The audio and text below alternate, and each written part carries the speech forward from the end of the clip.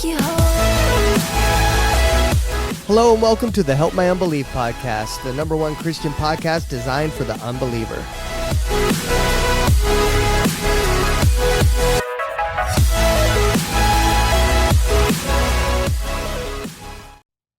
Hi, dude. Gotcha, dude. Did I? Why do you do that to me every time? I don't know. I got to get you. We were talking to, he's talking and running his mouth, talking to his wife, running his mouth, talking to, and then turns right at me. Yeah, I'm good at it. I mean, dude. it's like I'm the king. He gets me playing the tennis fan. Yeah. And then he serves it at me. Yeah. And then I'm naked right in the face. I don't even have a net yet. Point, Zach. Yeah, you got it. Okay. I was talking about. So we got started this way.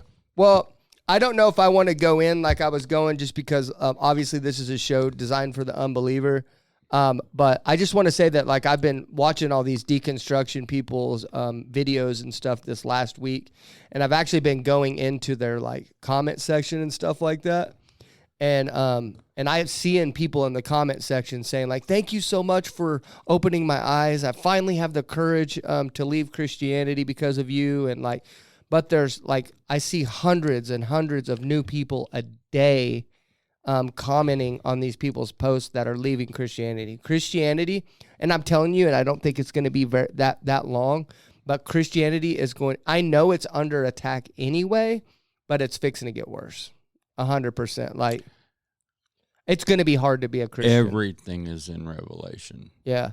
The Bible literally tells us this is going to happen. It's never been hard to be a Christian, though. You can admit that, right, though? It's never been hard. No, in this country, you're correct. It's never been hard to be a Christian here. In this country. Yeah, for you and me is what I'm saying. Even to narrow it down even more, I've never thought it was hard to be a Christian other than what God puts you through, the trials and tribulations that he puts you through. That's hard, right? Right. But as far as being hard to be a Christian outside of what God does and the trials and tribulations to grow you as a Christian, it's going to be hard to be a Christian in this country, and I don't think it's going to be that long. People, like literally, there's these guys that comment on my videos and stuff that comment threatening to do physical harm to me and stuff, and they've never even spoken to me. Like, they literally hate me just because I'm a Christian. That's it. They don't know me from Adam. They don't take the time to know whether I treat different people differently. Nothing. They just literally want to do harm to me because I'm a Christian. But do you do that? What? Do you do that? No. Do you hate somebody because of the way they believe? No, that's what pisses me off. No, I mean, like it. when you see the dude, the bum on the corner, he's there every week or every day, and he's always. Do you hate on him? No. Why are you associating Christianity with bums on the corner? No, I'm just saying the difference between being a Christian is loving those that don't believe the same way you do. But a lot of Christians don't do that. We as Christians have love. Yeah. Through God, who is love. Yeah.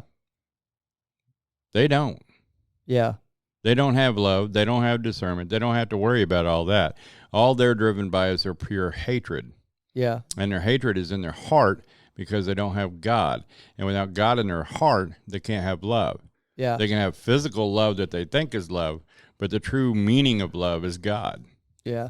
They don't. And Christians are like that too. That's why I was so hung up. You've heard me talk about this the last 37 weeks that we've been on here about how bad Christians are, how bad Christians are.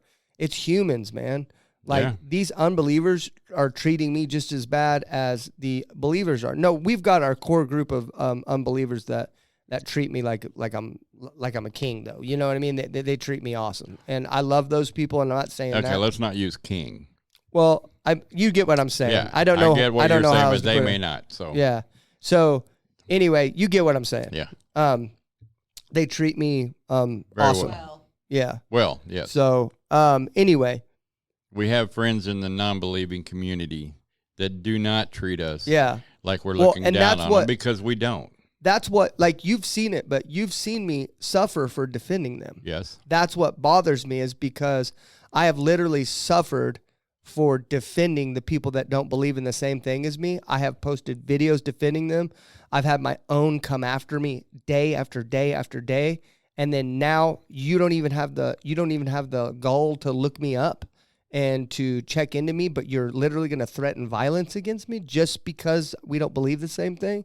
You're no different than those Christians that I chastise. But all of this is coming into America in a very sly and it did backdoor way. It did come in a back door. Now it's not. Now he's kicking in the front door. Right. You know what I mean? Mm-hmm. So what do you think? What do you guys think? I'm going to give you my opinion, but I want your opinion first. But what do you think about all this alien thing that's going on right now? Well, oh, you're so excited. He has an opinion on it. What's your opinion on all this alien stuff going on right now? Satan. No, I need more than that. I need your actual opinion. I want a detailed breakdown of what you think's actually going down. Or if you don't have one, that's fine. No, truthfully, I do have an opinion on this. First, in my childhood, when people had asked me if I believed in aliens, I was like, I am not arrogant enough to think that God is entertained only with us on this planet. He has a vast universe. Certainly there should be life out there somewhere else. That was my opinion in my youth. Okay. My opinion now, I don't even worry about that because that's not in my world. Okay? But I do think that Satan is sly. Mm-hmm. Okay? Satan knows what's coming. He's read the Bible. Yeah. All right? And he's in charge of this world. He knows his time is short. We are in the end times. Right? Uh-huh.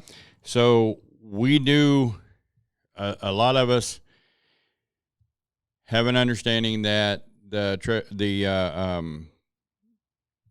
rapture will be pre-trib. Some of us think mid-trib, and some of us think post-trib. Pastor Gary believes in pre-tribulation rapture. Yes, he does. Okay. And I'm not here to tell you what to think. What I am here to tell you is that the rapture will happen. It's written about in the Bible.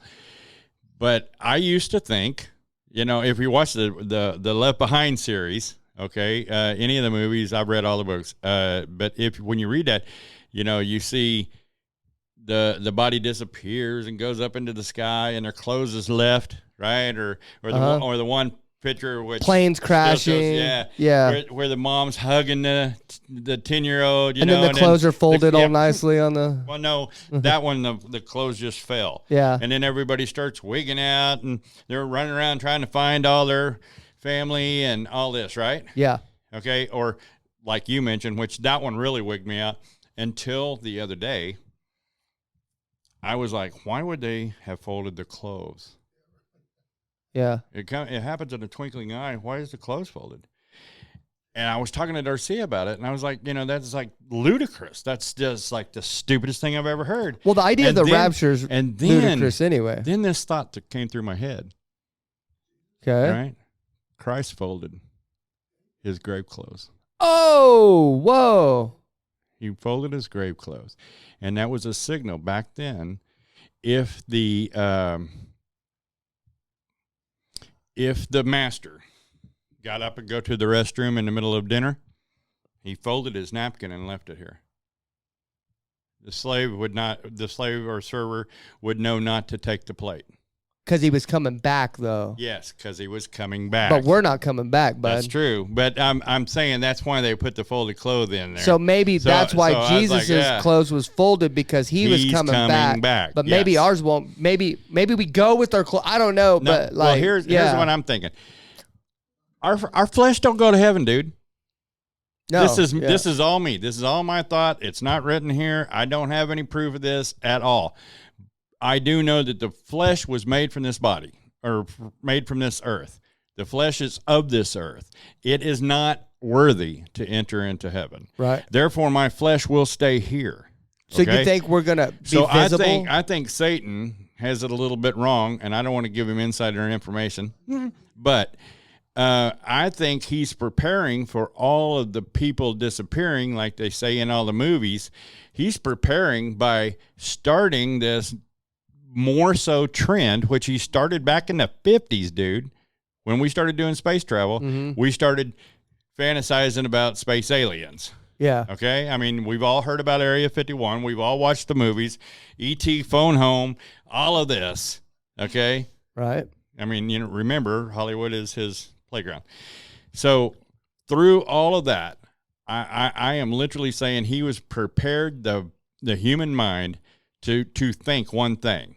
Yeah. All this disappearance, aliens must have got him. Aliens must have got Exactly. him. Aliens must have got him. Have I discussed this with you before? No, but but the closer we get, the more this alien thought has been prominent in the media. It's been prominent in movies. It's all over everywhere. But I'm going to tell you what I feel. This is what I felt in the last 3 years. Okay. They're not going to be able to explain the bodies. I think the spirit is what's raptured, and the body's going to lay right there dead. I don't think so. The two witnesses lay in the street for 3 days dead, and then they come back to life. You think our bodies will come back to life? No. Okay, but I think that's how God is going to bypass the mass hysteria. Yeah. Okay, but that's going to come. Let me throw this at you. Not going to be here. Let me throw this at you though, because the Bible says that some people won't experience. Because like right now, as far as we know, as history in the Bible, and correct me if I'm wrong, the only person in the Bible that has not experienced a physical death is Elijah. Elijah. Or was it? I thought it was Enoch. No, Enoch and Elijah. Enoch was and then was not. Elijah. Okay, I didn't know. Elijah. Okay. Elisha was with Elijah when the chariot of fire came down, or chariot came down and picked him up, and he dropped his mantle for Elisha. Okay, well, but that's beside the point. He didn't die. I didn't He left. know. He was taken away. Okay. Well, I know Enoch didn't, right? All right. Enoch All it says is he was, and then he was not. Okay, so anyway, Am I not correct? But the Bible also says that some people will not experience a physical death. Correct. Right? Yeah. So if the bodies are here, it kind of represents a physical death. You see what I'm saying? Yeah, but we didn't. Doesn't mean that we did. I understand that, but that's why, me personally, I don't believe there will be bodies. Now, okay, let me explain mine to you because, and it's crazy we haven't talked about this because mine and yours are almost identical. I just have a few. Yes. You think the way I'm thinking right now? Yes, almost identically. Identically. I just have anybody thought the way I have a few details that I want to add to what you said. So, I believe that the Antichrist is literally somewhere on the earth right now. I agree. Right now, okay? I agree. And I believe that Antichrist is obviously the spirit of Satan. It's Satan himself, right? The Bible tells us. And I believe that Satan knows exactly what God's plan is. Well, maybe not exactly, right? But he knows what we know. No one. Christ himself said no one knows the time or place. The day or the hour, right. But he Satan knows how it's going to Yeah. happen. Satan knows about the rapture. He knows everything in the Bible. Yeah. He knows exactly what's going to happen. He's more of a Bible scholar than I am. Whenever I was a kid, I remember reading the book of Revelation. There's one thing that stood out to me that blew my mind about it, right? The Bible talks about in the last days about all these signs and wonders that was going to happen, right? And then the thing that surprised me the most was the last sentence of that. It said, and still some did not believe. And I was like, how? How in the world could God literally prophesy 2,000 years before and say all these things that nobody even would expect to happen? They're literal miracles, millions of people disappearing, the chips in your hands, all these things happen, and still people didn't believe? I said, there's no way. That won't happen. Everyone's going to believe after they see this because they're going to know. But then now the aliens are coming on, and it clicked to me. I said, this is how. Satan is literally the Antichrist, and he's here right now, and he knows that the rapture's fixing to happen. He knows. And so what he's going to do is he's going to put a smoke screen up. That way whenever the rapture does happen, there's an excuse. Mm-hmm. It says, oh, it's aliens, right? Yeah. But here's the crazy thing. What's one weird thing that's going on right now with people, the government coming out and saying that aliens are real? Nobody cares. Nobody cares. Nobody's even thinking about it. You want to know why? I noticed something whenever I was raising my kids when I was little. Okay? I'd be raising my kids and they're just little, 3, 4 years old, and I'd lie to them about stuff. You know, be like, oh, this and that, you know, or this puppy went there, you know, about little lie. You'd lie to them, right? Parents, please Right? don't try this. No, but listen, but everybody lies to their kids. Everybody lies to their kids. It just happens. I admit. Okay, I know. I did. But I realized something, that human beings are inbuilt with a certain level of discernment. Even little kids. Kids can tell when they're being lied to. Yeah, they go, huh? Yeah. Not necessarily that, but even maybe their energy switches and they're like, I don't think he's telling me the truth. You know, most people can tell when they're being lied to. And I know that we as a collective body of human beings can tell we're being lied to. Okay. But what's happening right now with this alien invasion thing is about to set the stage for one of the craziest events that we'll ever see. And there's going to be still people that doesn't believe because Satan has his plan in place. Isn't that wild? It is amazing that we actually do think, and we have not discussed this, but we do think along the similar lines. Yeah, it is crazy, huh? I think the reason I think that the bodies are going to drop where they are, even though I just said it, Enoch was and was not, and then Elijah actually was taken up into the sky. One of the things that I think that my train of thought was on that is that way that it could not be denied. No, here's the thing, though. Here's why I don't. Here's another reason why I don't think that the bodies are going to stay. Is because that would be too easily described. You wouldn't need aliens if just certain people, even if 1 million people drop dead at the same time, if 1 million people drop dead at the same time, you don't need aliens then. They could describe that as a massive like EMP that caused a beat in some people's hearts, and if you have this type of blood type, then your heart couldn't handle it. They could describe that away way too easy. Does that make sense? But they're going to describe what they would whatever. What would make it hard, and how you need aliens is if the bodies are gone. I also think that's how they're going to bring in the mark of the beast. Yeah. I think that it's because of the disappearance of millions. That's why, well, now we need to mark you in a way that we can. Well, obviously, when we locate your body, we'll know because you'll have the.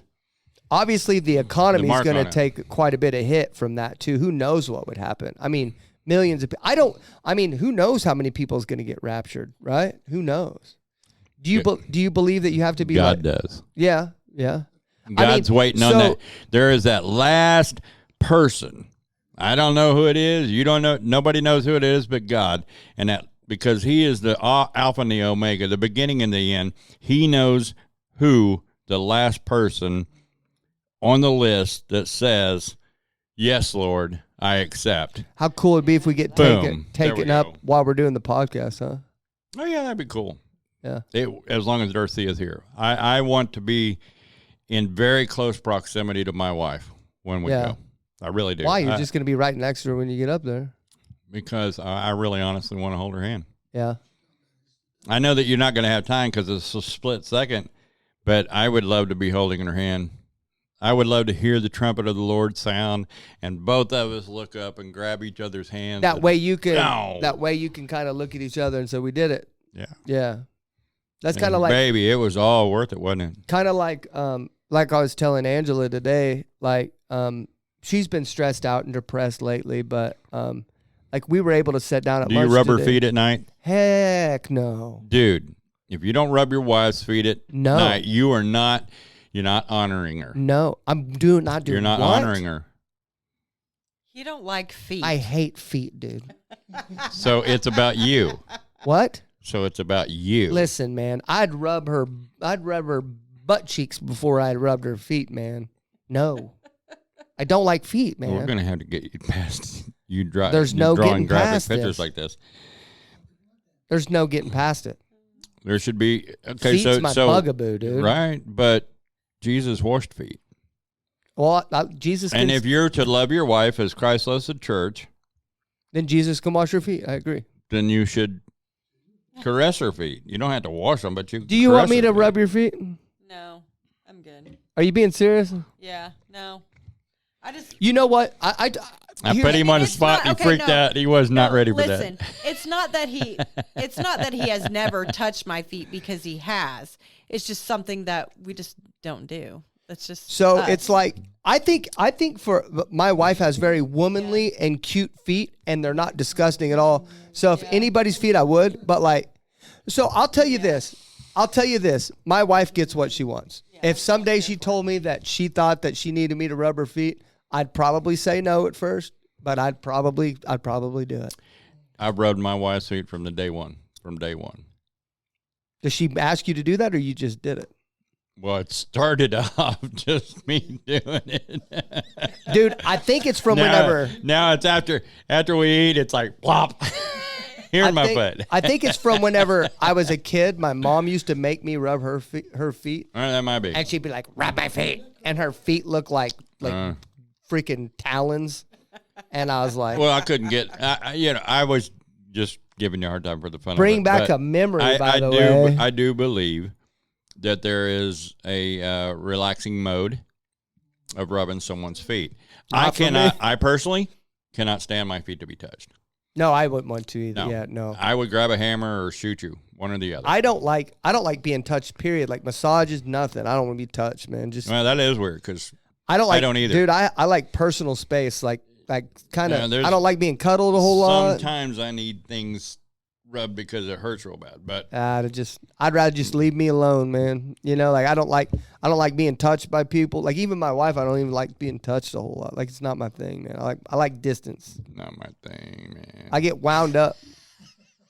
But I was saying is honor your wife. We were looking at each other at lunch today, and it's kind of like I told her, I was like, man, like everything that we have been through together. And now, like, we're getting, now we have people that we're hiring and stuff that they're talking about how happy they are and they love this environment and stuff like that. That environment was created by God through what we've been through. Mm-hmm. That environment just didn't show up out of nowhere. It just didn't happen because that's who we are. It's who we become because God made us that way. Mm-hmm. And we did that together. Mm-hmm. That was us. You know what I mean? Now we have you remember when I told you that I wasn't hiring people in my roofing company on purpose because I didn't have an identity and a culture? Mm-hmm. We have a culture and identity, and we didn't create it. God did. And now the only thing that we have to do is keep it the way God created it. That's it. We're just managers, man. Yep. And that's all I am for all this stuff. Like, what do you ask you to do? I may be the founder and stuff like that, but all I am is a manager. I'm just doing what I'm told. That's it.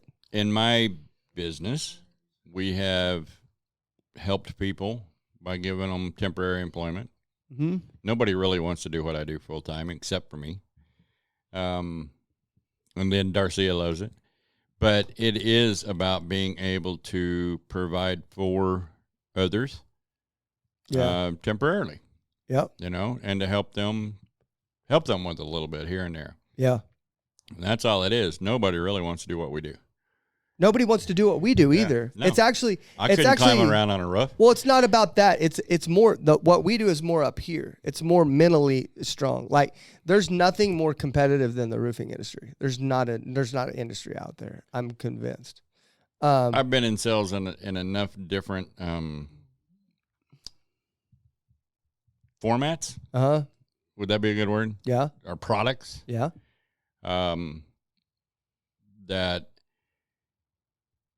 That part of it really, it doesn't matter what it is. Yeah, it's just competitive. Yeah. If you're trying to sell, it is. But to do it under biblical principles. Yeah, that's even harder. Yeah. It makes it extremely difficult. It is. And I have to constantly put myself back in check. Like I've had a rule for the last year that we don't knock other people's signs. And I had someone come to me and said, well, this is why I knock signs at someone that I'd hired. And, well, this is why I knock signs. And I was like, you know what? I don't have a problem with that. And then I proved it to you. And then a day went by, and I was like, well, wait a second. I had this rule that I had set for the last year for my company. And then some guy just came along and convinced me overnight to change the culture of my company. So I had to go back and be like, hey, man, I know what I said yesterday.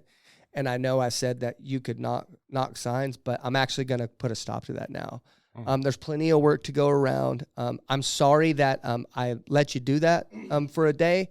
I was like, but unfortunately, I had this mindset for this, and this is why. This is why I believe this way, and we're just going to keep things the same way. So it's a constant battle of keeping things the way that God wants to do it, but that's in everything that you do. God's got to be able to trust me, man. We have to live our lifestyle. Colossians 3:23. Do all things for the glory of God, not for the glory of man. Yeah.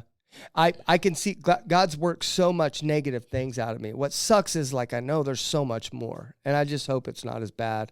And maybe that'll determine me. I've got a list. Do you want me to go over it with you? No thanks. All the things that God needs to change on you? Oh, you probably don't even know some, bro. You probably don't even know some of those. Like, you probably could jot some more down if you knew me all the way. I could probably add some stuff to your list, but yeah, it's just crazy, man. I don't know. I'm just excited about the way things have been going here. I'm excited the way things are going in the roofing company. I've got another venture that I'm looking and getting into. So I'm the definition of too many irons in the fire, but it is what it is. You know what all I do now. Yeah, I know. But let's rip it, dude. Yeah, no, it's been going a little bit crazy. Oh, I wanted to say thank you. For what? The new visor! Yeah. Yes. I got Larry a new visor. Yes, he got me the one and only. That is actually a 101. Help My Unbelief visor. Right here, yeah. So that actually, whenever I was broke, I wanted to get Larry a Help My Unbelief visor, and I wanted to have it embroidered. And so in the winter, I had them make it up, and they sent me an invoice for it. And I just never had the money to do it. Karina actually pitched in for that as well. Yeah. Well, if y'all would have told me, I would have pitched in. I would have got it. But Karina wanted to give you. Well, thank you, Karina. Yeah. I miss you, by the way. I have not had time to say hi to you. Karina, your donation did not go in vain. It's right here. It's right there on his head. It just took me a little bit longer to come up with the rest of it. And it's looking good. So there you go. Thank you, Karina. And I love it. It's beautiful. Darcia goes, "You're gonna start wearing that every day, aren't you?" And I went, "No. Every other day. No. This is a dress visor. Yeah, that's it. That is a nice visor. This would be a dress visor. This is not something I can wear out there and get all the white sweat stains and all. No. I got a hat cleaning kit. If you ever have hats that you need like cleaned up from the sweat stains, first, I don't have hats, son. Visor. I have visors. Same thing. I throw them in the washer. Oh, okay. All right. Well, let's get to our guest. So we're a little bit late. So this guy in the beginning, this guy is actually the guy that I reached out to become the first guest ever on the 37 episodes. 37 episodes ago. I reached out to him to be the first guest ever, and we started talking, and then I don't know what happened, but we just lost contact, and it just never happened. I think he used to be a Christian, and then he was a preterist, and now I think he's an agnostic atheist. So it'll be interesting to get him. I don't remember his name. We're just going to call him, and then y'all can get his name then. So let's get to him. I think he calls himself Agnostic Evangelist. So let's get to him. Hello. There he is. What's up, dude? Hey, how's it going? Hey, what's your name? Dave. Dave. Yeah. So I was just telling, we're already on the show, by the way. We did about a 30-minute intro already. So I was just telling the people that you were technically going to be Help My Unbelief's first episode if everything would have worked out properly. Right. Yeah. Yeah, I reached out to you. I remember I started seeing your videos back in the day. Actually, you may not know this, but I didn't even know preterism existed. I didn't even know what that concept was until I started watching your videos. Oh, really? Yeah. Right, cool. And then so I was like, what is a preterist? And I started looking around and reading about it. And then we had another preterist. Well, I think we've had two other preterists on. Yeah, I think I watched some of your shows. You had Wayne and what's his name? Josh from Sons of God's Ministries. Yeah. Yep, I had him on. And so yeah, you were going to be the first guest, and then we lost contact. And I know your daughter was real sick at the time. Yeah. So I'm sorry to hear that. But how is she doing now? She's still in the hospital. Is she still? Yeah, she's still in. She's right now. She's in rehabilitation. She was when she got out of the hospital. She went into rehabilitation, and I took her home for 7 days. But 4 of it, she was laying in bed and couldn't get up. So Yeah. we ended up putting her back in the ICU, and now she's back in rehab trying it again. Dang it, man. You don't mind what? If you don't mind me asking, I'm Larry, by the way. What was she diagnosed with? Double pneumonia. And it's been 9 months. Yeah. 9 months. 9 months. Yeah. Wow. 20 months. 20. Oh, well, so 9 months ago, 9 months ago when I found out about it, and she's still in there. Yeah. Yeah, she was in ICU the first 11 months. I don't want to jump. Wow. I don't want to jump straight into this, but I want to ask you: is that like part of the reason? Like, would you be like pissed off at God about this, or does that because you love your daughter? That's apparent. Is that like one of the reasons why you're like, man, there can't be a God that would allow someone that I love this much to go through this? I don't think so, because I was struggling with it before any of this happened. You know. Yeah. So I mean, I don't think so. There was times where I was cussing God. There's no way, but I got over it when she got a little bit better. But yeah, I really don't think. I mean, a lot of people think that, but I really don't think that has anything to do with it. So I don't know if you know what I do too much here, but I ask these questions with genuine want to find out. I want to know how you feel for real. I will never ask you a question to set you up to try to debate you. That's not in my nature at all. Right. I think you can see it just as well as I am, because I'm on deconstruction TikTok now more than I would like to be, honestly. Every video I have pops up a deconstruction video. And I think it's pretty clear that, Christianity is, there's people leaving it in droves. It's failing miserably. It's not doing well. But I want to figure out why. I want to get to people's hearts of why they're actually leaving and figure out the truth, if that makes sense. And I noticed a long time ago that Christians weren't doing their part in keeping Christianity alive. In fact, they were doing their part to harm it. And I'm sure you've seen that as well, where Christians are some of the worst. And you know what? I have, like I told Larry, I said this in the intro, but that's what kind of been hurting me lately, is I have hurt my reputation with my Christian community and hurt myself, and been hurt by my own Christians stepping in and stepping up for unbelievers, people that don't believe in the same thing as me. And I've been getting attacked by unbelievers this last week more than ever. And that pisses me off. Right. I'm like, I'm sticking my neck out for you guys, and now I'm getting like hammered. You've never done that. I'm not taking this out on you, but no, and I see it a lot. I mean, it's just, I don't know. I think a lot of people deconstructing. I think they come out of it and they're, they want to talk to people, but then the Christians really beat them up, and I think they just build up a defense. Yep. That if anybody. It doesn't matter if you're religion, if you're any type of religion, they don't want to deal with anything. They're just, they're done. Okay. Before I forget, let me go around the room and introduce everybody to you. Okay.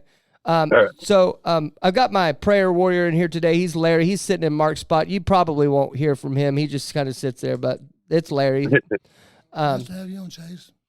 And then we have my wife, Angela, my beautiful wife, Angela. Thank you. Hey, I did have one question for you. What is your daughter's name? Taylor. Taylor. Thank you for that, and I'm glad to have you on. Oh, you're gonna pray for her, aren't you? Sure Are you being sneaky over there? I sure am. Sorry about that. But yeah, he probably sorry, knows. But not sorry. Sneaky like an elephant in the watermelon patch. I got to tell you, ain't no sneaking about it. I had Greg's. I got into a debate with Greg Locke's music minister. And he had over 3,000 people pray, and that didn't help. Greg Locke, the deliverance minister? Yeah, well, his music director or whatever. Uh-huh. I got into a kind of a debate with him at one time. So. Oh, okay. And then here, this is my illustrious co-host over here, 6'9", beautiful gray locks of hair. And in a beautiful visor, Larry. Wait a minute. I don't have that much gray hair to even be called locks. I don't have my glasses on and I can see it. So Well, yeah, I'm 61 years old. You can see a little bit of gray. yeah. But I called you 6'9" and you didn't even like I gave Man, you you ain't inches got this my time. height right since I sat down here 37 But weeks at least ago. I gave you. You're a tall guy, aren't you? You Who, me? yeah, what was your name again? Give me it one more time. Dave. Dave. Dave, you're a tall guy, aren't you? I'm 6 foot. I could tell he was tall, yeah. Yeah, see, here's a problem. To anybody over 6 foot tall, most of us don't really give a Yeah. about what it is. Right. Okay, Yeah. Yeah, I I'm know. 6'5". I could care less. I'm 6 Okay, foot tall it doesn't too. matter. Some days I stand up straight. Some days the world does not allow me to. I just be hitting my head on things all the I time. do. That's why I got Yeah. a thick skull. Yep. Okay, Dave, and then my name's Zach. I'm the host. I'm the one in the videos, the tan one, Yeah. good looking, super. What else? Well dressed. And I know you can't tell from the videos, but I also smell really nice. So I'm sure. Yeah, because just before we get trapped in this small room, I spray him down. yeah. So let me go over the format of the show a little bit. This is not a debate show. I know you. Right. I know you debate a lot, which it's always inspired by the other people. I know you. I Like, haven't lately. I know you enjoy doing that. And I don't mean that we can't get into the weeds a little bit, but I want to stray away from debating as much as possible because that's just not what we do here. Right. It's more No, of that's like fine. it's more of like a biography. Like I just want to get your story, man. I am genuinely interested in hearing your story. I mean, you can ask me anything you want. Okay. Have you ever been a Christian? Hold on a second. Hold on. Oh, So what happens is we'll go over the interview, and then at the end, we will all go around the room and say our final piece or whatever, and then because you're our guest, you will get the final say. All right. Sound good? Sounds good. Yep. Okay, Larry, go ahead. Have at it. I just was curious. I'm going to get us started in a little bit of a way.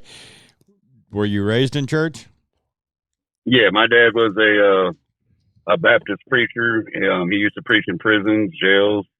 And then he had a church out in Colorado for a little while. Wow. Was as in he passed away, or was as Yeah, he in passed away. quit? He Okay. passed away. Yeah, he passed away a few years ago. How was your relationship My with your condolences. Yeah. father? Growing up, because some of the things that happened to me at the church, it was real bad. Yeah. But throughout the years, especially, I don't know, the last 15 years, it was kind of off and on. But right before he passed, I mean, those 5 years was really good. You know, we bonded again, and I forgave him, I guess. Yeah. I had to recently too. It's kind of, I don't know, for some reason with us dudes, like the whole relationship with your dad, it's a weird dichotomy. It's a weird dynamic. Like I know that I had a really tough time with that. Like I know here I'll be honest. Like I just really just wanted my dad to be proud of me. I still do. And it's just kind of weird that that like I want him to be like, man, that's so cool. You got a roofing company, a podcast, you're doing all this stuff. You got all these, like you're doing it, man. You're doing it. And it kind of sucks that I'm not hearing that. You know what I mean? And I don't know why anybody else, I don't care what anybody else thinks. And I don't talk to my dad ever. And I don't know why all of a sudden I want him to be like, great job, dude. And my dad never told me he was proud of me, and I did some really successful things in my life. So Does I never heard that. Did that bother you though? Like how I'm explaining it? Yeah, it did. The only time he really did, I was really good at surfing. I mean, but he never told me that. But he used to take me all the time. You know. Yeah. So that's about it. Surfing? I mean, he would kind of he would, like when I was in the cars or anything, like he would be there with me, or you know, but he never once said, "Hey, good job," or you know, "Proud of you." So how old are you, Dave? 52. 52. that is not a pin clicker. That was me actually clicking it so I could write. Well, you clicked it before he said it. I was So playing with it. every show, Well, he clicks his yeah. pin if the person's super Now young. I have a question because how old was your dad when he passed? He was 89. Okay, Wow. so he's a little bit older. All right. Yeah. I Oh, have yeah. I have an observation. I would put your dad in the same generation as my grandfather. Not that my grandfather was a lot older than your dad, but that generation, he would be at the end and my grandpa would be at the beginning. Okay. My dad's 86 now. And Right. one of the things, the men back then were not really taught to tell you that they loved you. They didn't express. They were told to be a man, you couldn't express your feelings, and you couldn't show, because that would make you soft. You didn't want to be Right. soft. You know what Do I'm you saying? think that? Do you think that was better? Do you No, think that? I don't. You don't? I don't, because I mean, I'm a Christian, and since I've come to the Lord, I spent my life being the tough dude. Yeah. But I when I came to the Lord, nothing. My heart's soft to people. Right. Well, but You know? because you see a lot of people saying that, like they wish that things would be like the old days, right? But then things were like that, and Yeah. we don't like that. Yeah, no, there was a lot of stuff that they were not very sure of as men. They didn't. That macho man, and then it went to extreme macho man. And fortunately, my dad. I was raised in church, so I heard "I love you" from my dad. Not over dramatically. There was hugs. I Right. probably. My dad and I didn't have a relationship for 35 years. And when I first came back to the Lord, one of the things the Lord said was, you call your dad and ask for forgiveness. And I'm like, what? No way. I'm not calling and asking for why? Whoa. I didn't do anything wrong. Why should I have, all that stuff goes in your head. But I obeyed. Yeah. I Right. obeyed. And I asked my dad for forgiveness, which started a relationship. And we text each other every day. I hear, "I love you, son." You text your 89-year-old dad? My dad knows more about this stuff than I do. I was gonna say, how long? He does orders that stuff take? online, and I have to have you order it, or have Right. Glaucus order it, Dan, I have to do all of his Yeah. invoices for his lawnmower company. No, I did get one out. I did everything one on yourself? Tuesday. I did but you everything for the called month. me. But you called me. No. Oh, okay. No, that was the new one that I wrote up. Gotcha. So Dan, He's teaching me how to do stuff. my timeline for you that I remember is you. So I never saw you when you were in full-fledged Christianity. Right. How long ago was that? You were full-blown Christian at one point, right? How long ago was that? Yeah. Right around 2019. So not terribly long ago then. No. I mean, I've been a Christian my whole life. I mean, Were I'm you not saying I like? was the best one. Were you? Well, of course, me neither. Were you like posting videos about Christianity and stuff like that? Oh yeah, when I first got on TikTok, my first couple were, they were all Christians. You still have them by chance? No, I lost that account, so I didn't have any of them saved. I remember you've lost a couple accounts. Yeah. Because I've always that bullet holes in the Bible guy. Have you met him or? Yeah. I've talked to him before. I've tried to get him on the show. I'm sorry, bullet holes in a Bible. Well, he's a former pastor and he's a deconstruction. He's a lead, like one of the big dogs in the deconstruction movement now. And he's an ex-Marine. He's ex-Marine, yeah. And I've spoke to him before, and I guess he has videos. I would just be super interested to see to watch him in while he was in the faith and preaching online and stuff like that. And then now he just thinks he's one of those that would sign the petition. So let me ask you a question, Dan. I'm going to ask you this question. I haven't asked this question in a while. Dave. Dave. Sorry. What'd you call him? I just call him Dan. Dave. Dave. Sorry, dude. Okay, Dave. Dave. I don't know if you've ever watched The House Bunny, but every time for her to remember someone's name, she'd go Dave. Well, if he was from Oklahoma, he would know that Dave and Dan were DJs. KBC. Was it KBC? Yeah. Check this out. I know where he's from. You're from Alabama, right? You're from Alabama? Yep. Did you mention surfing a while ago? Well, I lived in Florida most of my life, but when my daughter got sick, I had to leave Florida and come up here because that's where she was. You're super tan too. You must work outside, huh? That's just my natural color. Oh, really? Okay. Yeah. Well, Natural color. Anyway, I like let that. me. I'm going to get back to this hold on. question. How many daughters do you, or how many kids do you have? Just one. Just Just that the one. Just, Okay. yeah. All right. Okay, so if there was a petition going around to completely abolish Christianity, would you sign it? That's a tough question. Yeah, it's been a question that's tough for people to answer. It's tough for us to hear the answer to as well, but it's one we've been asking. I don't know. Probably. One guy said I mean, one guy said yes on the show. An atheist did. He said yes on the show and then texted me back later and said no. No one's ever outright said yes. Yeah. I mean, there's some good things in it, but I mean, from what I'm seeing now, it's just a lot of bad. Yeah. I mean, even growing up, I saw a lot of bad in it growing up. I mean, some of the churches were just horrible. Do you think there's a chance though? That's what I look at in this, because I agree with you. I agree with you. I do not disagree with you. But do you think there's a chance though? Because let me ask this: have you ever been duped before, tricked? Oh yeah. See, I mean, me too. And now I'm probably more stupid than the average person, but the way I look at it is how fast and accelerating and people are leaving from Christianity.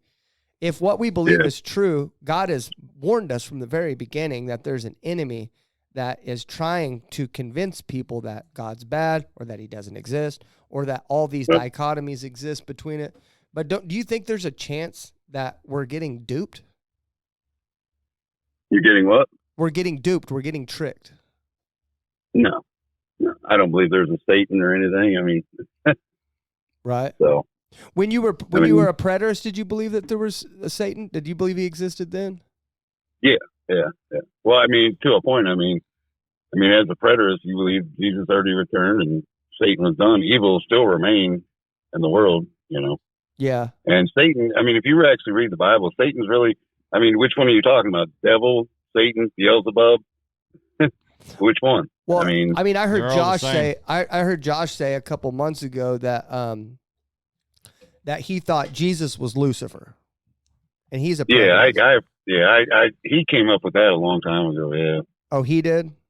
Yeah, there's quite a few preterists or people who have said that. I mean, so I don't understand where they get that from. But I guess I didn't understand it either. I just didn't know if that was a common thing. But what do you think? What do you think the catalyst was for you? What do you think the reason was where you just where you went from even just preterism to walking all the way out? What do you think the catalyst was? Realizing when the Bible was written, who it was written by, and especially when I started reading the Old Testament, because I never really read the Old Testament growing up, and I started studying the Old Testament, just the story of Lot, and that one really killed me. So what bothers you about that one? Lot offering up his two daughters to save the two angels. Oh, well, to save the people, right? Didn't Lot offer up his daughters to save the city of Sodom and Gomorrah? No, the angels. No. Oh, to save the angels? That came to warn him and have him remove his family from Sodom. Gotcha. But his intent was to save the angels? Yes. Yeah. Gotcha. Okay. But then after he offered up his daughters, then the angels smoked the city to protect them. So, and then after that happened, they go up in the mountains and they with each other, you know, because his two daughters and him were the only ones left. But there's other civilizations left. But for some reason, it's another story of incest. Right. Well, they didn't. The young ladies were basically created and raised right there in Sodom. They did not know what existed in the world. They weren't, they were unsure of what was outside the gates of Sodom. I never thought of that. But like they were raised in that sexual atmosphere, yeah. But on top of that, it was about if dad died, we don't have an heir, and women were not allowed to own any kind of property. So the idea was that they didn't want to lose everything that their dad had. But that was rules and regulations of man. But you like, you're still not condoning that, right? And think it's right. Like, you No, don't think it's right. no, Yeah. not at all. Like, Incest is wrong, but it wasn't Lot's Do reasoning. The women, the think girls God- got him drunk and did it. Do you think God condoned that activity? Absolutely not. Yeah. So I think. I mean, it's just a hard story. And the story about Jephthah. Who was that? Jephthah. What's that? What story is that?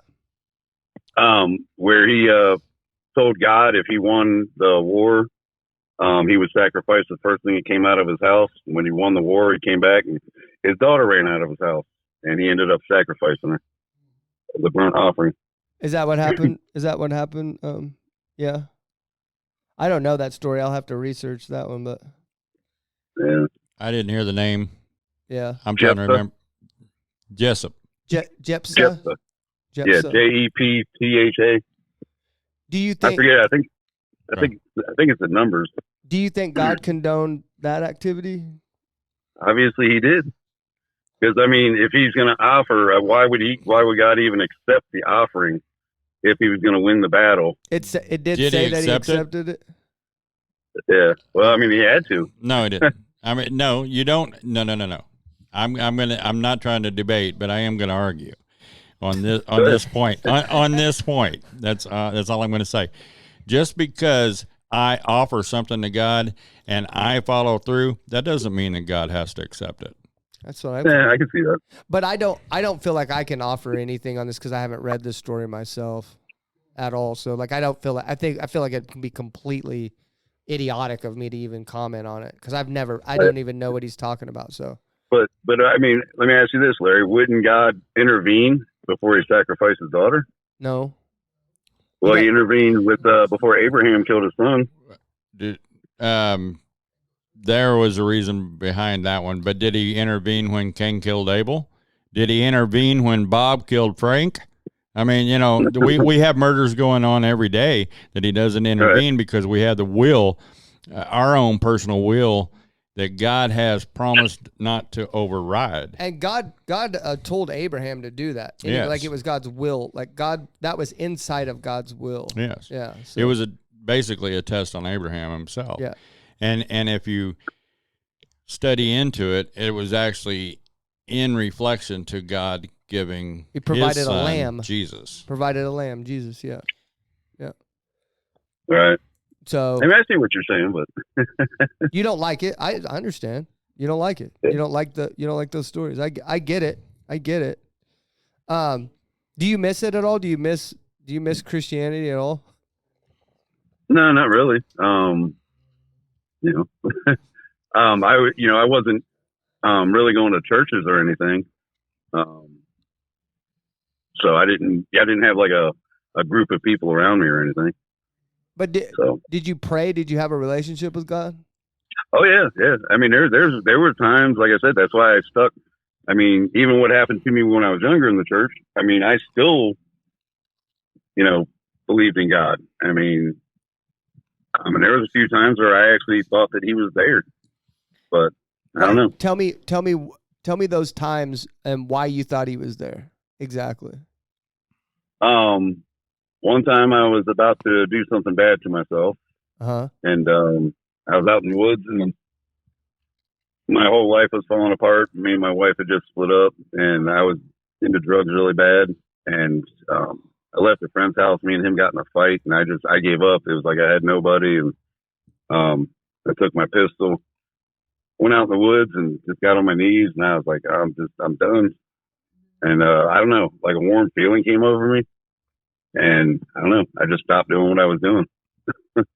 Yeah. So why don't you think that is God now? Just because you're like, I don't believe in him, so I obviously don't think that was real. You just think that was because it was just intermittent. It's just I never felt his existence. So the last time was actually right before I got into preterism. When COVID and everything was hitting really bad, and I was in an efficiency, and I just lost my house. And just things weren't adding up. And I got on my hands and knees. I cried. I said, God, you got to show me the truth. I don't know what's going on. This whole world's falling apart and just everything's upside down. And like a few days later is when I came across a video about preterism. I was like, wow, is this what you're showing me? So I don't know, and it felt that that's what he was showing me. Yeah. So, I mean, I actually stayed awake after that prayer.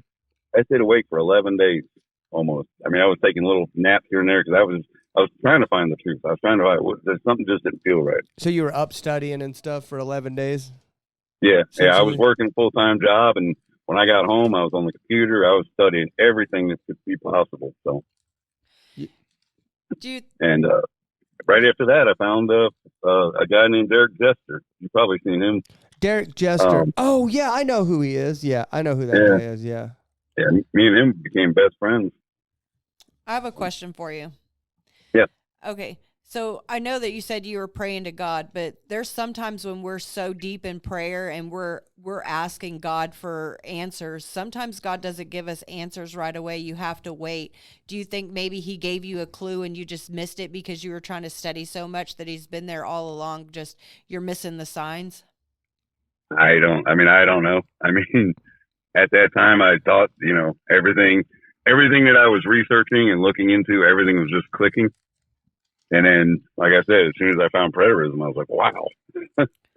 And then that just gave me more interest, I think that sometimes also, I'm not trying to debate or anything, that God puts things in, or the devil puts things in our past. Maybe he put the preterist in your path to see if you're going to take it, and God, that's not God's will. Sometimes, like I said, God talks to us and everything like that, and we just miss some things. So, and the devil knows that when we're talking to God and that the devil wants us to have a step back. He doesn't want us to be full force with God and have that relationship. So he always takes it and twists it so we can be on his side.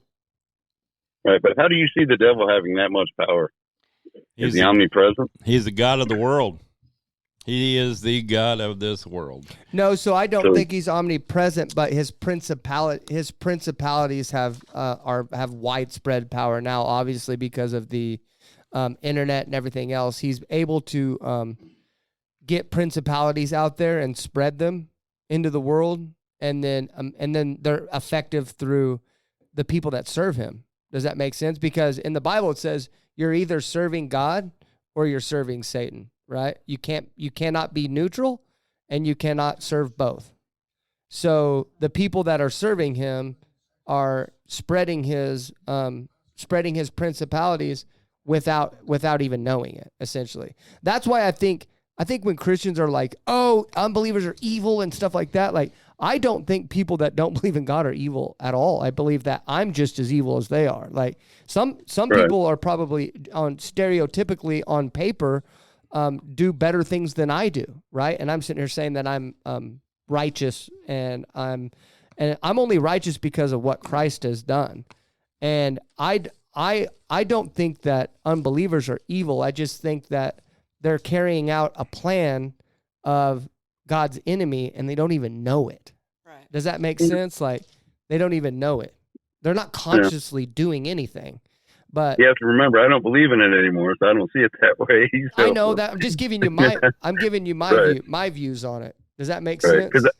Yeah, but I mean, just when I studied and realized, Satan was hanging out in heaven with, God when when they were talking about Job.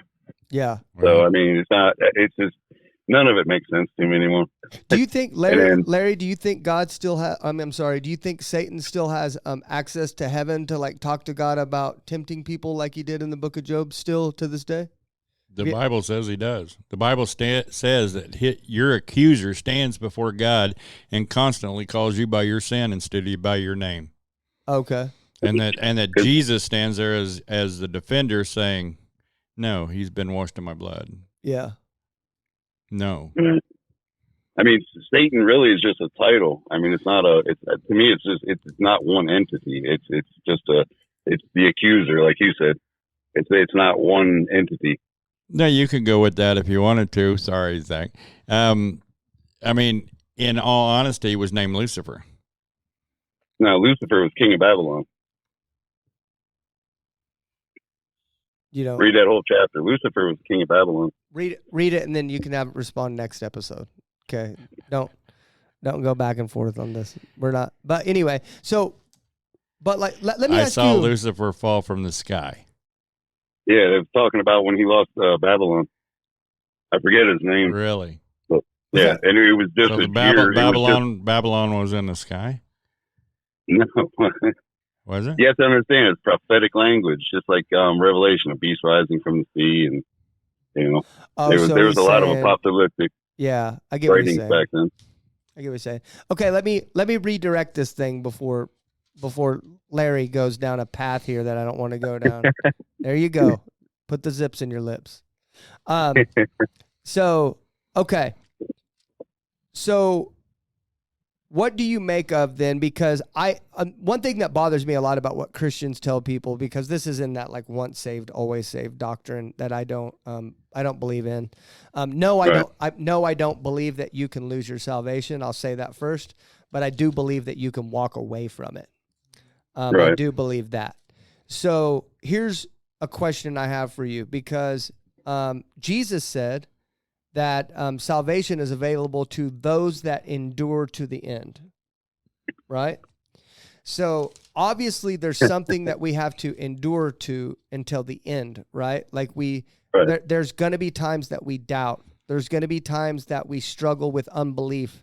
There's going to be times that we start entertaining thoughts that we shouldn't. There's going to be things that we have to endure. What do you think? Do you even believe Jesus was a real person on that walk? I honestly, I don't anymore.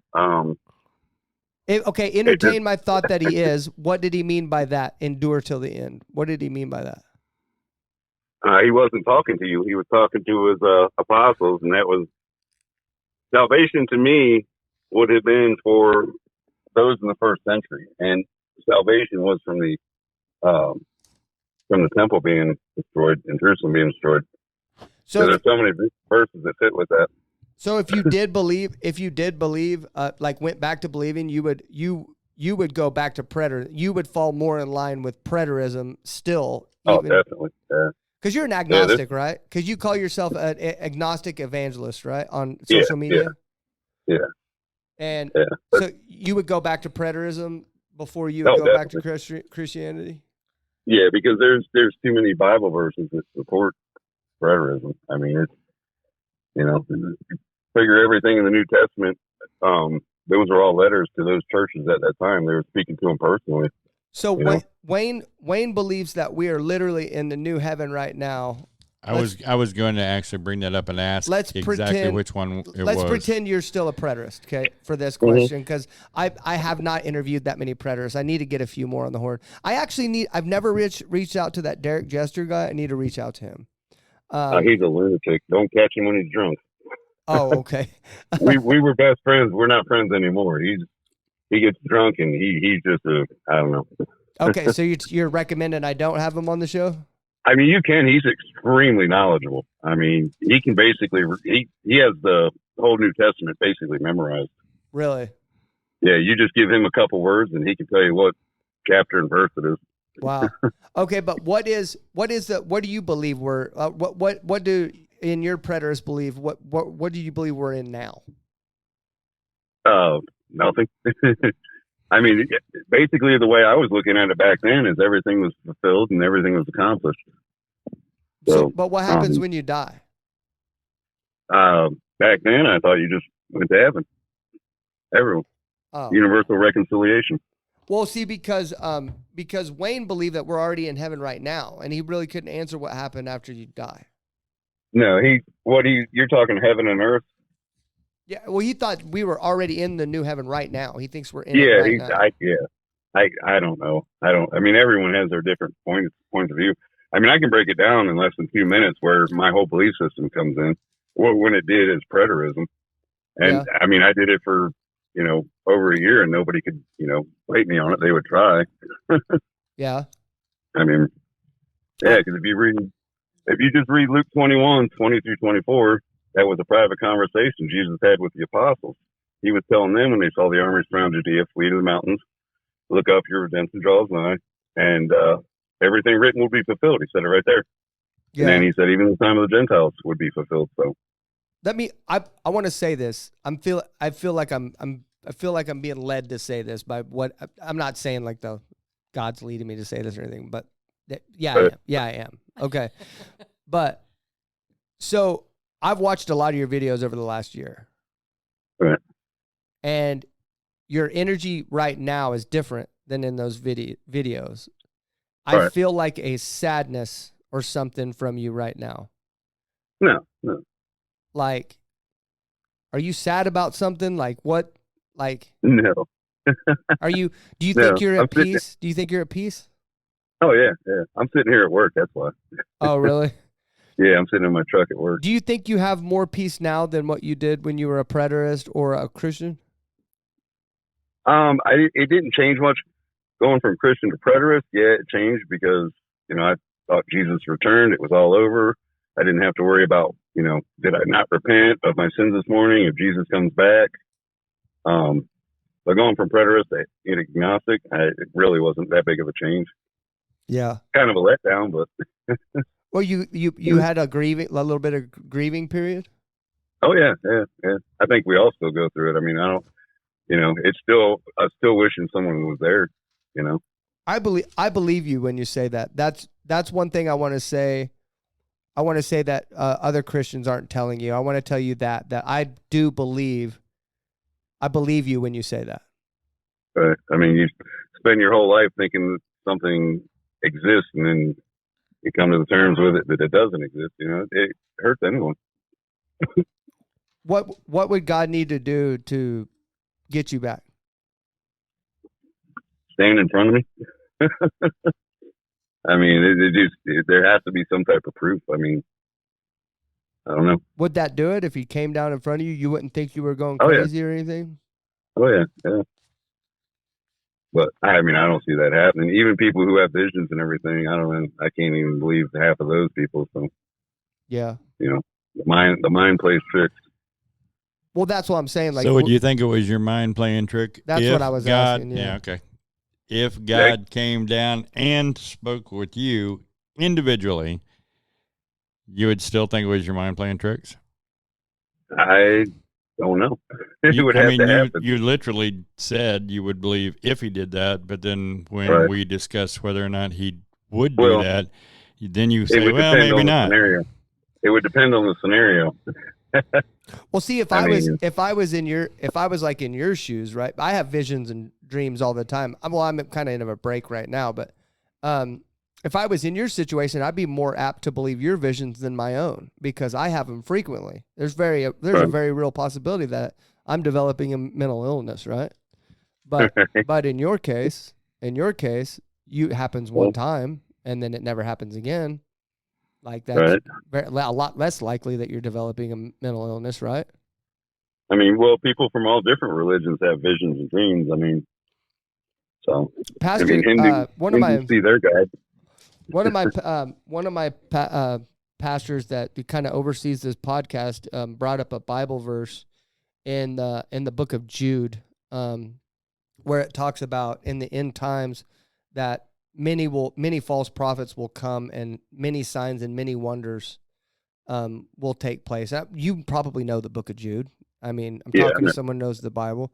You probably know which Bible verse I'm talking about. Jude 1:9. Uh-huh. And so what do you make of that Bible verse when it comes to what you just said? Well, the end of times to me would have been, like I said, the destruction of the temple. Yeah. So you think those signs and wonders already happened then? Yeah. Makes sense. Well, I mean, I used to believe that, but I don't believe it anymore. Right.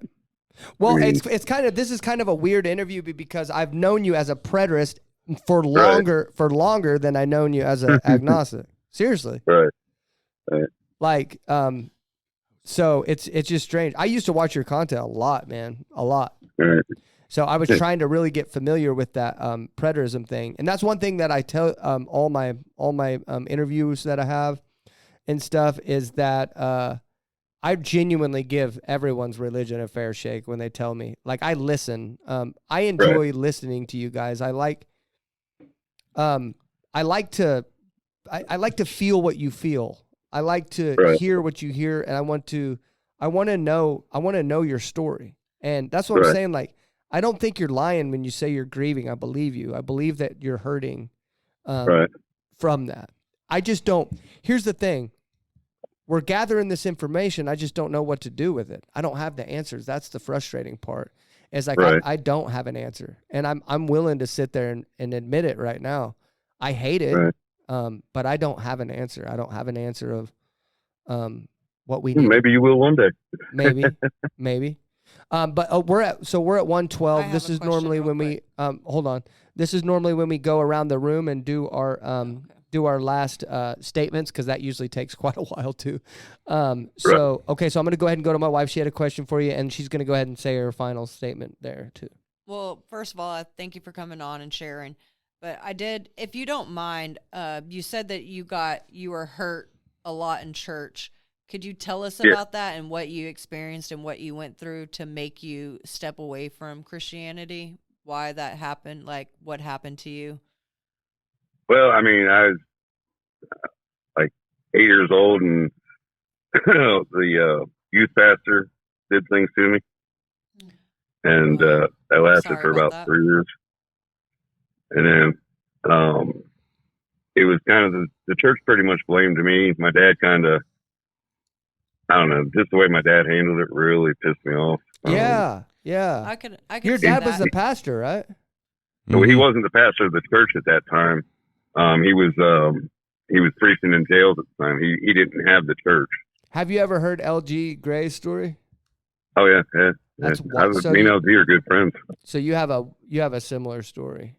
Yeah, well, yours is way worse than mine. Yeah. It's like, well, I don't know how you quantify it when you get it to that point, you know? Yeah. Well, I do sympathize for you for that. I'm sorry that happened to you. I was abused too as a kid, but I'm just like, even then, I know that I wasn't abused from some Christian staff people, but I was abused by family members and stuff like that. So I do feel for you on that, and I know it's a traumatic experience, but I just don't like, in my experience, I guess because it's different because it happened to you within the church, but mine didn't. But I just don't see myself, like, I could see myself stepping away from Christianity a little, like whenever I was in my teenage years, and then especially in my 20s when I got strung out on drugs and stuff. But I always like knew God was real, and I knew that he was there. I never I came back to him. It wasn't like I deconstructed or anything like that, because I know that he's an almighty God. So that's why I was kind of curious of like why you decided to step away instead of just. Well, I mean, that was when I was younger. That really didn't, I mean, I kept going back to God. I mean, you don't think that affected your walk away at all? What happened in the church? No, I mean, the way the church treated it was really bad. Even the way my parents treated it, the church basically turned their back on me. Yeah. And, my dad, I don't know. How crazy is that? My dad really just didn't do anything. It just really pissed me off. I couldn't imagine doing that. If one of my daughters came and told me that they were getting hurt by someone like that, I could not imagine not reacting like a madman. Yeah.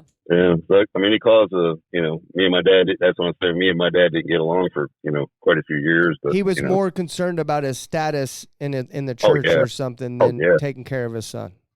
Oh, we used to get in blown out fights over it. Yeah. My goodness, man. I wouldn't want to go to church, and he'd be like, even when I was older, like 13 or 14, and I'd say, I don't want to go to church this morning, and he'd be like, what? I'm like, dude, the kids, the kids there, they hate me, I had no friends there. Did you try to tell someone else besides your parents and stuff what happened to you? No, nobody else would. I mean, my sister knew, but, other than that, nobody in the church, there was nobody to talk to. Did it ever come out that he was abusing? Oh yeah, there was quite a few people in the church that were doing it. Did he ever get in trouble for it? Oh yeah, but and nobody came back and said, "Dude, man, we're real sorry about that. We didn't believe you." Yeah, no, nobody cared. Well, I didn't tell anyone. I didn't tell anyone. He actually came forward. He got caught with another kid, and he came forward. He came to my house and told my dad what he was doing. This is why it's more important than ever for men to step up and be men, to do the right thing, even if it's scary, because I'm sure so hold on a second before you kill me over here, Dave, right? Sorry. Before you kill me, I do want to say this, that I think it was probably hard for your dad to make that decision because he knew what was going to happen. If he was going to go after that guy, then his life was going to change drastically. He was probably going to have to find a new church. Everybody was going to shun him too. Like there was a chance that his world was going to shift a little bit, right? And instead of putting himself in that uncomfortable position and shifting his world to protect his son, he chose comfort. That is not a real man. That is not men being men. Unfortunately, sometimes when life throws you challenges, you have to step in and do the hard thing. You have to do the thing that's going to maybe change your day-to-day operation a little bit. I know we don't like change. I know life's hard. And I know sometimes objects come in our way that is potentially make life harder, and you're faced with a choice. And unfortunately, you have to make the right choice. And it's going to sometimes the right choice makes your life harder.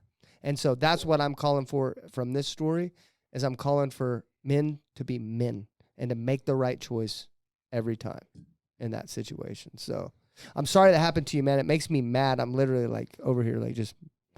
Yeah, I mean, it happens more than you think. Yeah. Okay, Larry. Unfortunately, a lot of that came out.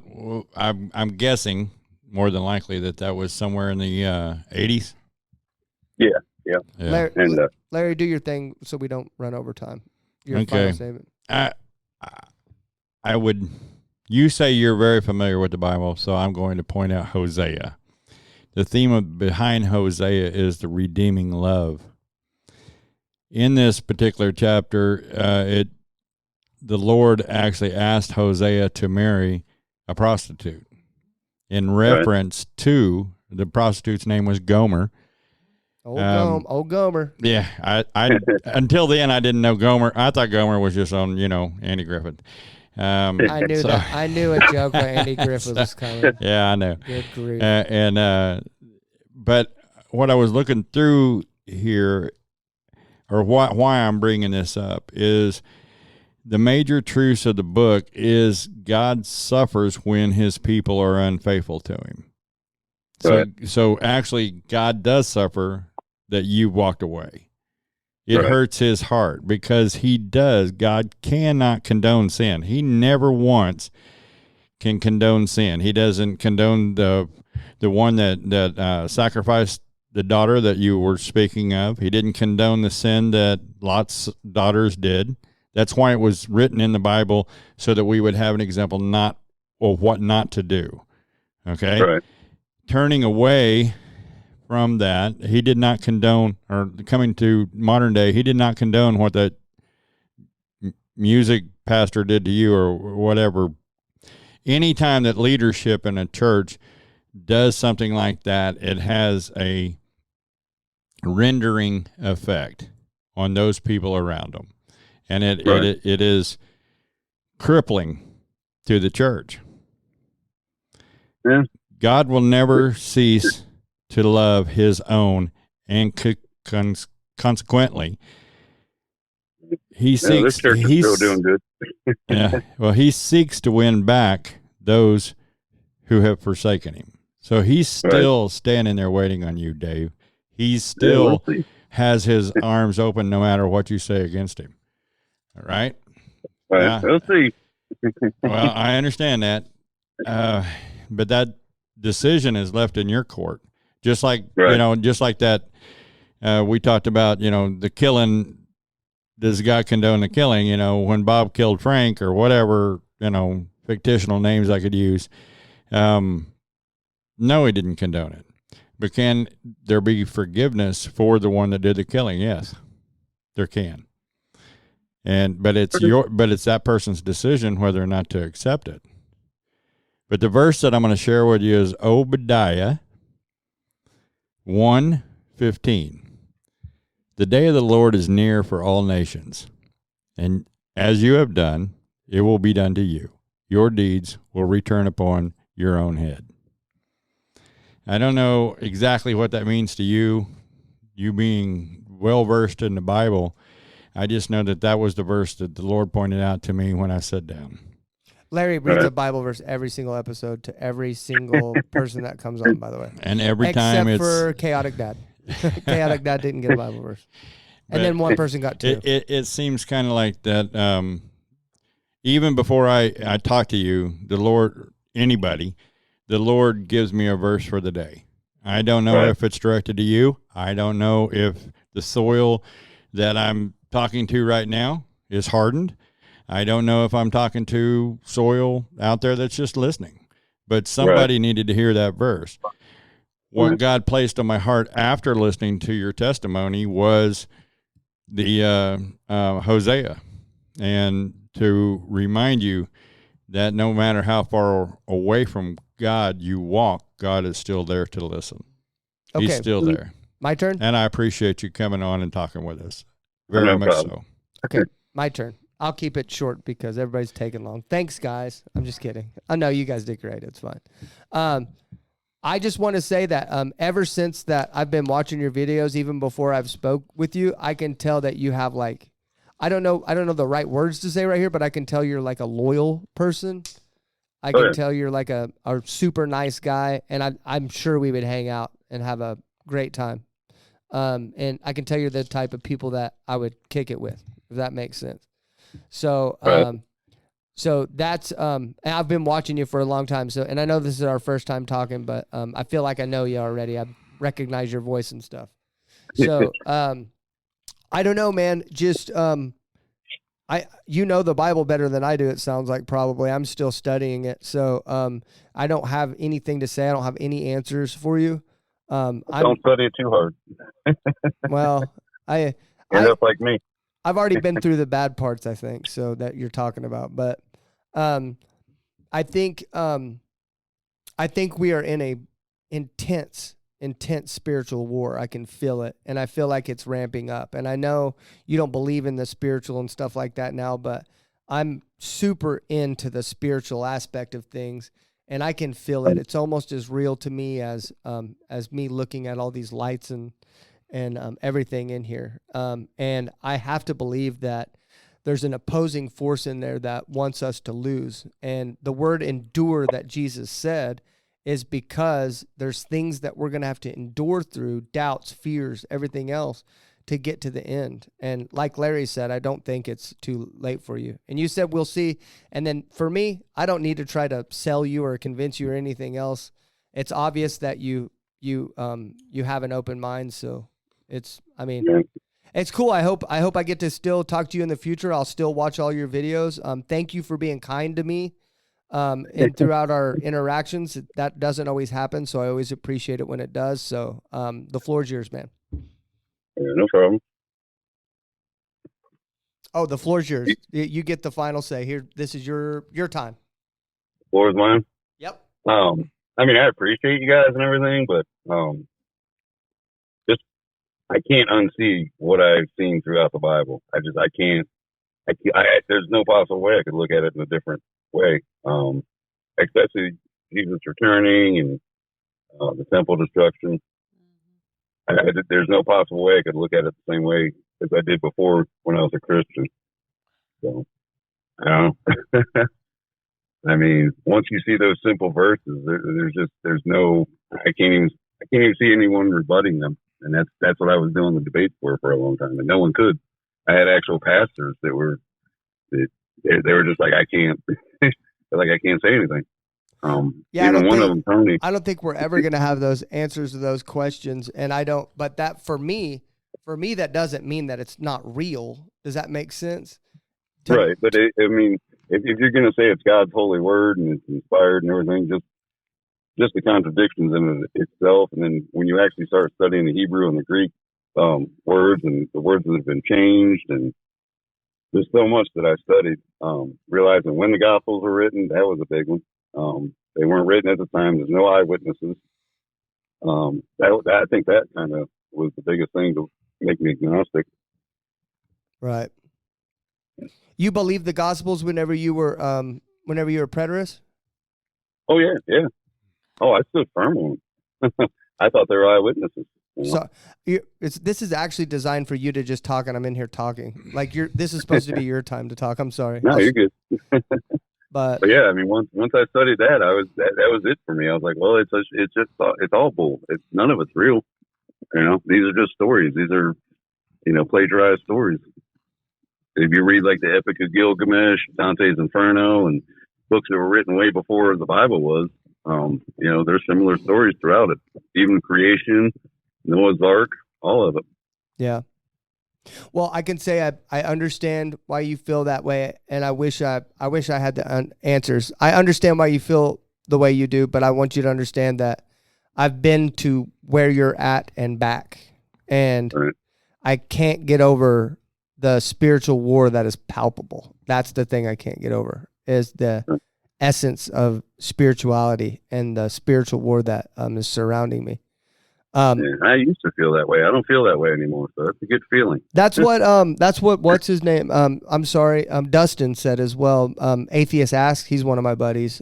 We interviewed him a couple episodes back. He said that he doesn't feel the spiritual war anymore either. So yeah, I don't have that feeling of just this impending doom of what's going to happen next with all this spiritual warfare, and just right. I don't know, just live life and enjoy it. Okay. Well, man, thanks for coming on. I appreciate it.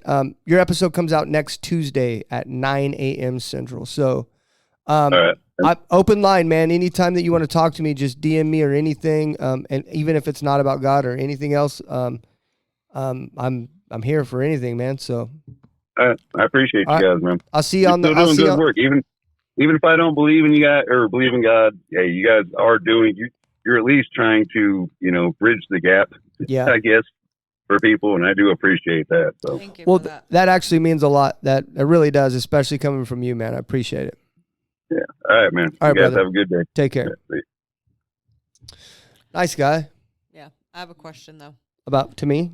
Okay. Just in general. Uh-huh. Do you guys think, like, I see this a lot when people read the Old Testament, they seem to have more questions and more doubt than it is Yeah, for the New Testament. It's definitely. So I feel like sometimes because that's not of our world anymore. So I feel like they don't get that, and like that just drives people away. Here's why they have that question, though. I'll explain to you why they have that question, okay? Because Christians, one of the things that Christians say commonly, daily, you probably, if you're on enough Christian, you'll hear it every day, that you'll hear God is the same today, tomorrow, and always. You'll hear that, right? And if I were to ask Larry, and if you were to ask me, we would agree to that, right? I agree. And so the line that these agnostic and atheists are trying to say of the reason why they don't believe is because that's what Christians do. They say, well, I read the Old Testament and I stopped believing because that God's a heinous, bloody, nasty murderer. And then we say what you said, oh, well, that's the God of the Old Testament. We're under the New Testament now. We don't have to worry about that anymore. Yeah. And then they say, and then they trap you in a corner, and then they say, but you said that God's the same. So is that not the same God you're serving? Well, yeah, technically. It is so the same God, but it's Larry, just different. Larry, do you have an answer to that? Do you want to say? Talk in the microphone. You got to talk in the microphone. I believe God is the same yesterday, today, and forever, and He's never going to change in my heart and my mind. Yeah. I mean, we all have people out there teaching the wrong prospects of what God wants them to say. I mean, there's lies and deception in everything. Mm-hmm. The world that's all it is. So, I mean, it's who you want to believe. If you want to believe the guy that's got the truth or the guy that's got the lie. And most people want to go for the lie because it makes them feel good about themselves because they can be right. Yeah. See what I'm saying? Exactly. And here's what I'll say. I think today, Larry brought up a good point that in the majority of the Old Testament, not all, the things that were happening that were so heinous was done by humans that God doesn't condone. That happens at a more wide scale now. Incest still happens that God doesn't condone. Murder still happens every day that God doesn't condone. Now, there are some things in the Old Testament where people say, well, I don't like God for this, that he brought the flood and killed everyone, right? And that he killed, or the story, one that comes up a lot is the prophet that was walking down the road, and then some teenagers or some young adults came out and were making fun of him for a bald head, and then God sent a bear to kill those kids or whatever. People say that. And I'll tell you this, that God is still that same God. He is going to eliminate all sin and evil from the world again. And and in fact, this time when he says it, it's going to be the most terrifying thing that's ever been seen from before eternity past until eternity future. And so it does say that we're saying, well, I don't want to serve that God. I saw a deconstruction person today that said, if that's the God I have to serve, I'd rather rot in hell for eternity. Listen, if that's your choice, then you've made that choice, then you're going to have to live with that or die with that forever. And that's okay. But that's why I'm saying, that's why I've been trying to draw that line in between. Do you think if the Bible's true, we have a real life enemy that is distorting things, because I've been a victim of it many times, I'm sure you have as well, distorting the truth and making God out to be this bad guy whenever he truthfully is perfect. And why would you want to burn in eternity over lies? First off, if I can sell you the thought that eternity is not truthful, and all you have to worry about is now, then why are you worried about eternity? Or destruction, like you just get destroyed. And it's like, you know what? Yeah. If I could just live the way I want to and just get destroyed at the end, I'm fine with that. Like, there's so many lies out there. Like, but if you were a cop, I'm going to ask you a question. Are there shades of the truth? What? Are there different shades of the truth? No. I know that's a hard question to answer, isn't it? Well, no. The answer is an easy no. There's an answer's an easy no. There's an easy no, but there is a perception. But you tied it in with being a cop, right? Well, I did, because that would give you more credibility than me, who is just articulation is a big word in law enforcement. Articulate, right? It's basically like, my testimony as a cop should just be like, hey, I saw this happened, and it happened, and boom, that's why I took him to jail. Your narrative should be that long, but instead it's 14 pages that are that long, right? Because you have to articulate, right? I was wearing a blue uniform with a name tag. To me, that's shades of truth, right? Like, okay, no, that's not what I'm truthfully meaning. You're asking if absolute truth is a real thing. Like, is it true? Is true? Absolute truth is a real thing. Right. Yeah. That's what I'm saying. It is, or it's not. Either way, right? Well, you just sent my brain in an absolute truth loop. Either absolute truth is the absolute truth, or it's not. Is absolute truth the absolute truth? But the point the point here is, sometimes those perceptions get in our way. What you see in the description of this cup is going to be perhaps a little bit different than the perception that I see in this cup.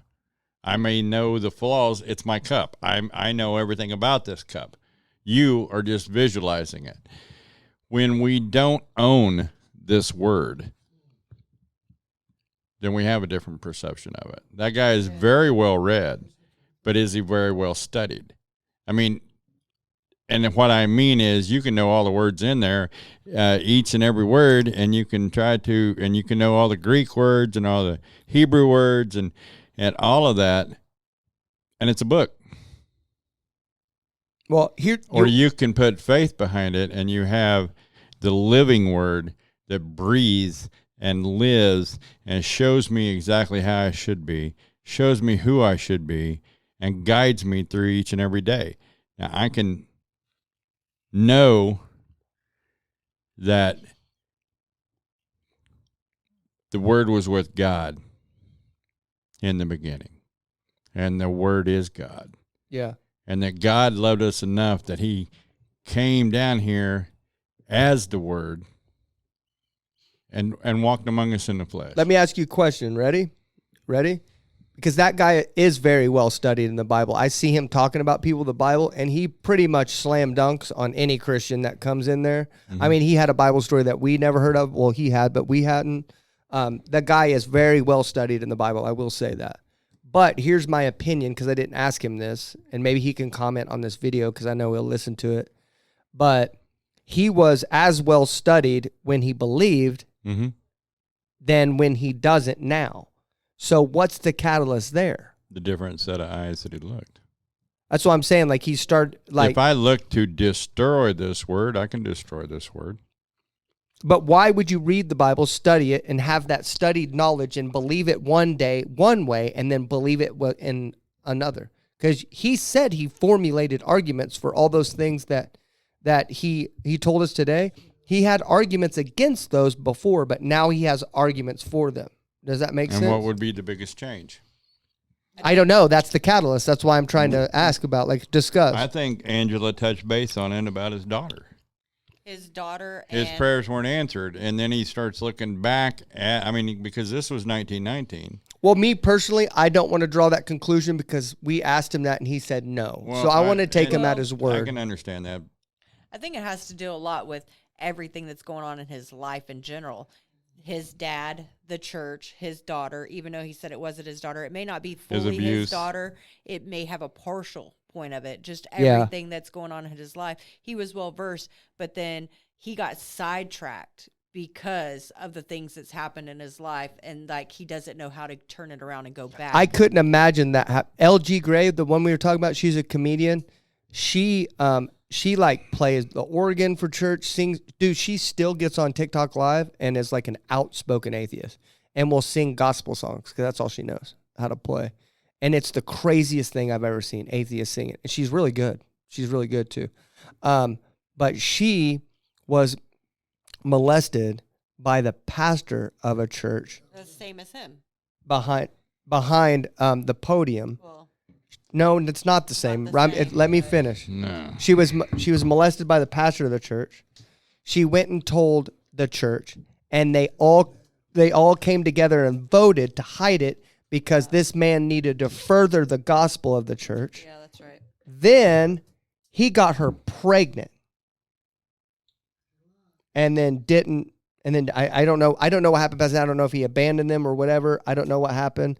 But then he got her pregnant, and everybody didn't do nothing. And she's sitting there crying out to God and stuff like that. Yeah. The whole time. For me, for that situation, I'm like, man, that would be hard for me too. Like, but God doesn't always bail us out of our situation. Exactly. There's been many situations that God hadn't bailed me out. Nothing like that, man. Good grief, nothing like that. No, and I can't compare my life, which was extremely a lot easier than that. When you were getting molested all those years, did you pray for God to get you out of it? Like, or do you remember? I prayed to God, but I don't think about getting me out of this. I don't think about getting me out, just like getting me out of the situation and setting me free, or like, I was so young. Like, I know that you don't really happened, remember like, it. It's okay to say you don't remember. I blocked it out, a lot of it. You know, you block it out as I got older. I mean, yeah, I just blocked it out. Yeah. But like I said, even though those things happened to me, I still never gave up on God. I still believe in God and never turn. Like, yeah, I may have stepped away, but I never